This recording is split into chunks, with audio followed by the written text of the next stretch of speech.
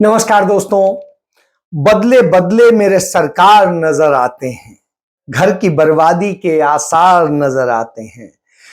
मेरे मालिक ने मोहब्बत का चलन छोड़ दिया, करके बर्बाद उम्मीदों का चमन छोड़ दिया। फूल भी अब तो खार नजर आते हैं। हुजूर, ये एक फिल्म की पंक्तियां हैं उसके गीत की, और इन पंक्तियों का सार आज हमें भारत की संसद में देखने को मिला। प्रधानमंत्री नरेंद्र मोदी ने आज जब कहा, जिस तरीके से प्रशंसा की तमाम पूर्व प्रधानमंत्रियों की, जिनकी वो पानी पी पी कर कोसा करते थे, और उनके तमाम पार्टी के लोग उन्हें इस देश के लिए नासूर बताते थे, उनकी उन्होंने प्रशंसा की। ये वो सदन है जहां पंडित जी को इसलिए भी याद किएगा, अनेक बातों के लिए याद करेगा, लेकिन हम जरूर याद करेंगे इसी सदन में पंडित नेहरू का at the stroke of midnight की गूंज हम सबको प्रेरित करती रहेगी। और इसी सदन में अटल जी ने कहा था, वो शब्द आज भी गूंज रहे हैं इस सदन में, सरकारें आएगी जाएगी, पार्टियां बनेगी बिगड़ेगी, लेकिन ये देश रहना चाहिए। उन्होंने पंडित जवाहरलाल नेहरू की प्रशंसा की, उन्होंने श्रीमती इंदिरा गांधी की प्रशंसा की, उन्होंने राजीव गांधी की प्रशंसा की, उसके अलावा की तो की ही। उन्होंने चंद तंज भी कसे, लेकिन आज वो प्रशंसा के मूड में थे। वो चाहते थे कि शायद विपक्ष भी उनकी प्रशंसा कर दे। क्यों कर दे, किस चीज के लिए कर दे? वो जान रही थी कि कैसे शेर की खाल ओढ़े एक सियार दिखाई दे रहा है, किस तरीके से वो एक छलावे वाले, जिसे कहते हैं मगरमच्छ के आंसू दिखा रहा था। नरेंद्र मोदी ने इस मौके पे कहा कि यह मौका रोना धोने का नहीं है, ये उसका है। तो आप बताइए, भारत के इतिहास में कौन था प्रधानमंत्री जो संसद में रोया या कहीं और रोया? ऐसा प्रधानमंत्री तो सिर्फ एक ही था, अपनी मां के निधन पर भी राजीव गांधी रोते नहीं नजर आए थे, गमगीन थे। निश्चित रूप से होना भी चाहिए। श्रीमती इंदिरा गांधी अपने बेटे संजय गांधी के निधन पर रोती नजर नहीं आई, और उन्हें उस वक्त भी देश की चिंता थी। और उन्होंने, अटल बिहारी वाजपेयी ने खुद लिखा है कि मुझे आश्चर्य हुआ, इतनी वीर महिला, उस समय भी वो देश की बात कर रही थी। आप सोचिए, इस तरह के हमारे यहां प्रधानमंत्री रहे हैं, वो सशक्त प्रधानमंत्री रहे हैं, जिन्होंने, श्रीमती इंदिरा गांधी ने पाकिस्तान को दो टुकड़े कर दिया, और दो टुकड़े करने के बाद एक नए राष्ट्र का उदय किया, जिसे अपना मित्र राष्ट्र बनाया। उस राष्ट्र में आज भी श्रीमती इंदिरा गांधी को भगवान की तरह से माना जाता है। इसके अलावा उन्होंने चीन के मुंह में हाथ डाल करके उससे सिक्किम छीना और जीतकर उसे भारत में मिला। नाथुला में चीन को बुरी तरह शिकस्त दी और हराकर एक जीत हासिल की। तो इस तरह की श्रीमती गांधी होती थी। इस तरह नेहरू होते थे कि जब उन्होंने गुट निरपेक्ष आंदोलन की शुरुआत करी तो 125 देश जिद पर अड़े कि नहीं, आप ही प्रमुखता करेंगे, आप ही प्रमुख होंगे, और उन्हें सारे अख्तियार दिए। नेहरू के पीछे 125 देश खड़े थे। यह हालत थी, यह स्थिति थी कि संयुक्त राष्ट्र संघ ने पहली बार महिला अध्यक्ष बनाने का फैसला किया। तो पंडित नेहरू की बहन विजयलक्ष्मी पंडित, इसके लिए पूरी दुनिया ने उन्हें चुना, और वो उसकी अध्यक्ष बनी, पहली महिला अध्यक्ष बनी। यह भी गौरव भारत को मिला। यह भी गौरव भारत को मिला कि भारत दुनिया का पहला देश था जिसने हर व्यक्ति को निर्वाचन का अधिकार दिया। ये पहली बार थी। और यही नहीं, इस देश में सामाजिक न्याय के सिद्धांत को किया गया। यह हमारी संविधान सभा और संविधान के बल पे था। हमारी संविधान सभा में देश के कोने कोने से लोग थे और उन सब ने मिलके जो एक महान संविधान बनाया। डॉक्टर भीमराव अंबेडकर ने जितने विचारों को उसमें समाहित करके उसका प्रारूप तैयार किया, वो अपने आप में एक अद्भुत है। हर किसी को हक देता है, हर किसी के कर्तव्य बताता है, हर किसी को नियंत्रित करता है और हर किसी को स्वतंत्रता देता है। यह हमारे संविधान का मूल है। वो हर क्षेत्र को समाहित करता है, हर जाति को समाहित करता है, हर धर्म को समाहित करता है। वह सेकुलर संविधान हमें मिला। हम हिंदुस्तान नहीं बने, हम इंडिया बने। वो इंडिया बने कि अमेरिका और पाकिस्तान दोनों बिलबिला उठे, क्योंकि पाकिस्तान कह रहा था इंडिया तो हमारे यहां है, क्योंकि इंडस वैली हमारे यहां है, ये भारत कैसे ले सकता है। लेकिन भारत ने लिया, हासिल किया, वह था। तो आज नरेंद्र मोदी उन सब से डरे हुए थे। क्यों डरे हुए थे, यह जानना बेहद जरूरी है। इसलिए डरे हुए थे क्योंकि जो 3 दिनों तक तेलंगाना के हैदराबाद में कांग्रेस का मजमा लगा, वहां पर कांग्रेस के सारे जितने भी उनके बड़े नेता हैं, प्रमुख लोग हैं, उन्होंने बैठ के चिंतन किया, अपने लिए नहीं, देश के लिए। और उनके चिंतन का असर यह हुआ कि जो रणनीति निकली उसमें नरेंद्र मोदी सरकार बैकफुट पे आ गई। उनकी रैली होनी थी परेड ग्राउंड में, लेकिन वो परेड ग्राउंड जबरन हथिया लिया गया और अमित शाह वहां पहुंच गए और वहां पर उन्होंने तमाम ड्रामे किए। लेकिन उन्होंने कहा कोई बात नहीं, हम दूर खेत में करेंगे, और उन्होंने खेत किराए पे लिया और उस पर करने का फैसला किया। तो वहां की बीआरएस सरकार ने, केसीआर ने वहां उनको बसें और दूसरी चीजें ले जाने से रोक दिया। नतीजतन क्या हुआ कि लोग पैदल और तमाम तरीके से वहां पहुंच गए और इतना बड़ा जनसैलाब उमड़ा, सोच नहीं सकते थे। इतनी बड़ी रैली तेलंगाना के इतिहास में पहली बार। लोग अपने संसाधनों से पैदल पैदल चल के आ रहे थे। गजब की हालत थी। और इसी दौरान इस रैली को विफल करने के लिए भारतीय जनता पार्टी की बी टीम समझी जाने वाली ओवैसी की पार्टी ने भी 2 रैलियां कर डाली। उसके बाद केसीआर ने कर डाला। बावजूद इसके किसी का असर नहीं पड़ा। इसने डरा दिया है और इस कारण से कांग्रेस के नेताओं में आत्मविश्वास इतना बढ़ गया था, वो लबरेज थे। नतीजा क्या हुआ कि राज्यसभा में मल्लिकार्जुन खड़गे ने सिर्फ मुद्दों पे बात की। आज शायराना अंदाज में भी वो दिखे और उन्होंने नरेंद्र मोदी और उनकी सरकार को जमकर घेरा और सिर्फ मुद्दों पर घेरा। बुराई करना मकसद नहीं था। मैं कहूंगा कि इस भवन में 75 सालों के दौरान देश की किस्मत बदली है। मैं पहले प्रधानमंत्री नेहरू जी का खास तौर पर जिक्र करना चाहता हूं।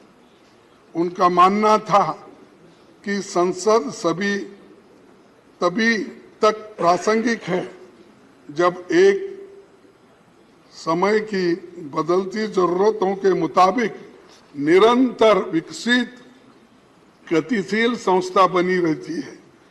तेजी से बदलाव के दौर में संसद की तेजी से काम करना होगा, ये नेहरू जी का कहना है। तो हम तो कोऑपरेट कर रहे तेजी से काम करने के लिए, लेकिन कभी कभी झगड़े की बात ही ज्यादा होती है।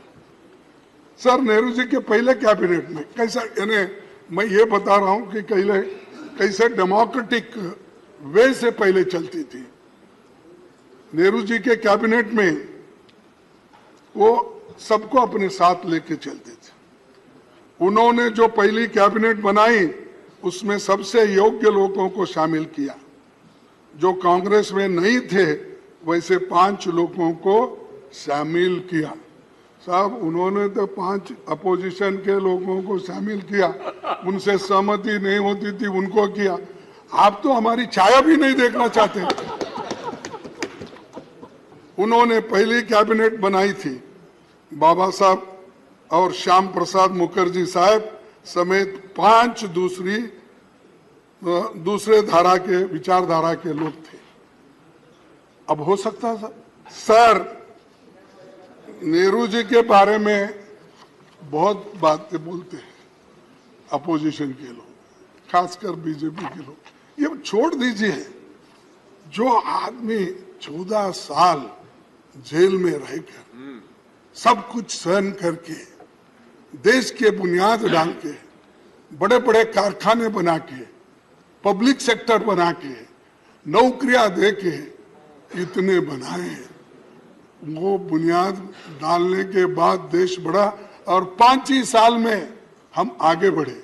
तो मैं आपको आगे थोड़ा सा दिखाऊंगा कि किस ढंग से, देखिए बोलते हैं नेहरू जी के कितना बड़ापन था कि अपने राजनीतिक विरोधी धारा को नेता श्याम प्रसाद जी को केंद्र में इंडस्ट्री और सप्लाईज मिनिस्टर बनाए। मुद्दों पे बात करना था और उनपे की उन्होंने, और जिस तरीके से सवाल उठे, बचाव में खुद उपराष्ट्रपति को, जो सभापति हैं, उन्हें उतरना पड़ा। वो बार बार बचाव कर रहे थे प्रधानमंत्री का।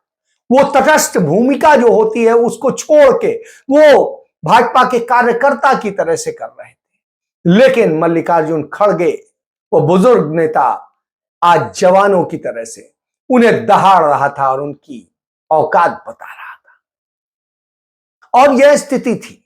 इन सब के अलावा लोकसभा में यदि बात करें तो अधीर रंजन चौधरी ने जिस तरीके से घेरा, जिस तरीके से अधीर रंजन चौधरी ने एक एक बात पे घेर लिया।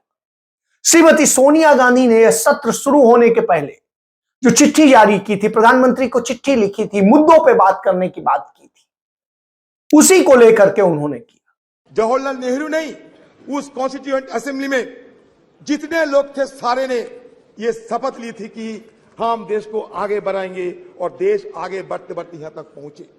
सर, चंद्रयान की बात हो रहे थे, आपको जानकारी देना चाहते हैं, 1946 में हमारे देश की आजादी के पहले ये नेहरू जी के नेतृत्व में एटॉमिक रिसर्च कमेटी बनाया गया था।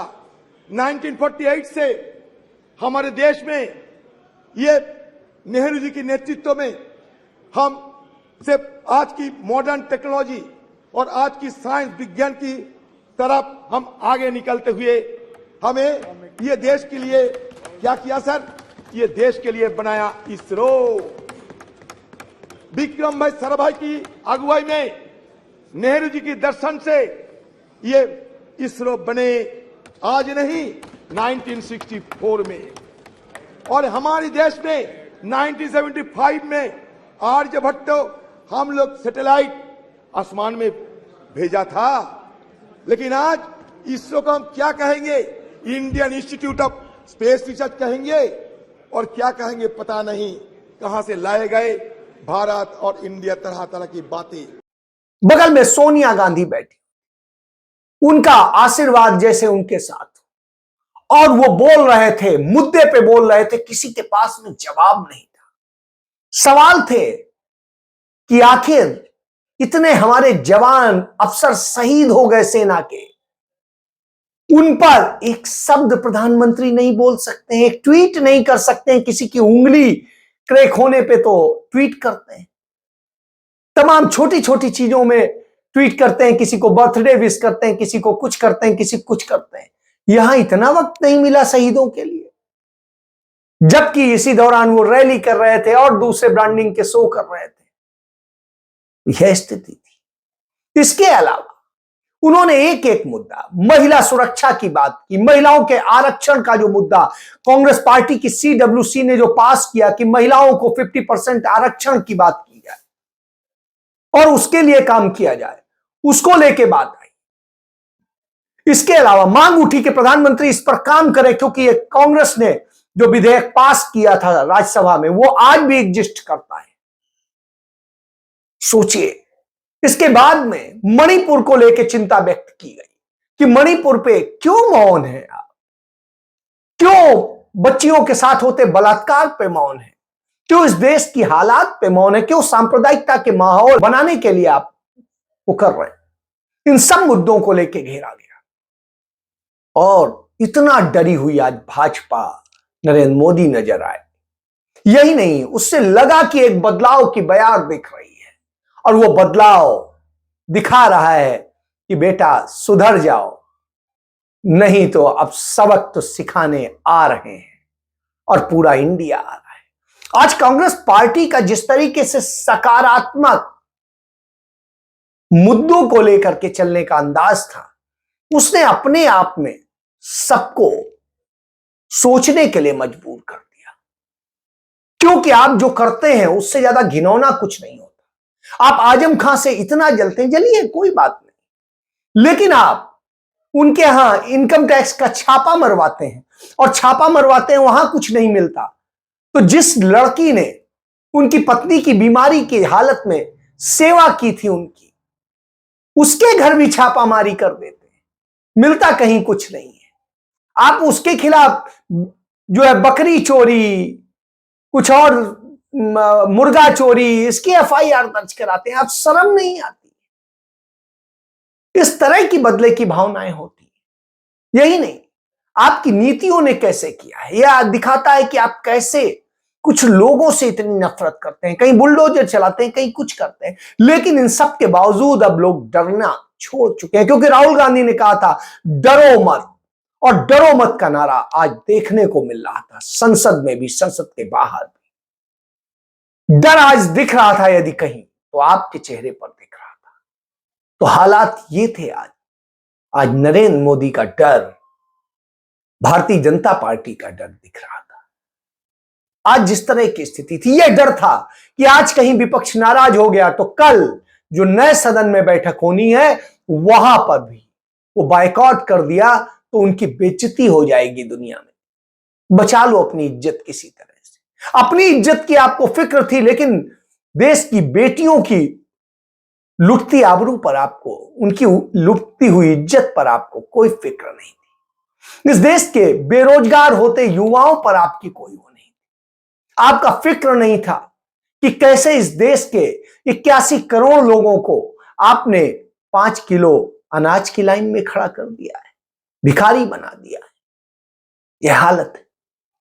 आपने जो हालात किए हैं वो सब कुछ सामने है। नफरत का माहौल है, सब कुछ के बावजूद आप मुस्कुराते हैं। आप दूसरे को ज्ञान देते हैं कि रोना धोना नहीं, जबकि रोते धोते आप ही हैं।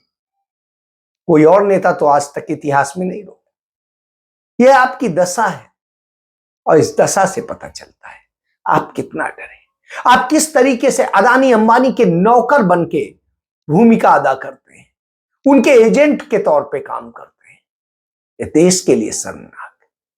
और आपके सदन में बैठे सभापति हो या स्पीकर हो, वो भाजपा के एजेंट की तरह काम करते नजर आते हैं, संवैधानिक संस्था के पद पर नहीं, जबकि वो पद जिस पे वो बैठे हुए हैं वो देश का पद है, सबके लिए समान। जिस दिन उस पद की आपने शपथ ले ली, आप संविधान की बात करते हैं, संविधान को ही आप खत्म करने की कोशिश करते हैं, उसकी भावनाओं को खत्म करते हैं, तब कांग्रेस, राहुल गांधी आपको आईना दिखाते हैं। और जब वो भड़कते हैं तो आपको डर लगता है, क्योंकि आपकी सारी इन बुराइयों के सामने वो दीवार बन के खड़े हो जाते हैं। वो लड़ते हैं, डरते नहीं, इसलिए आप डरते हैं। यही आपका डर अब लोगों को अच्छा लगता है। जय हिंद।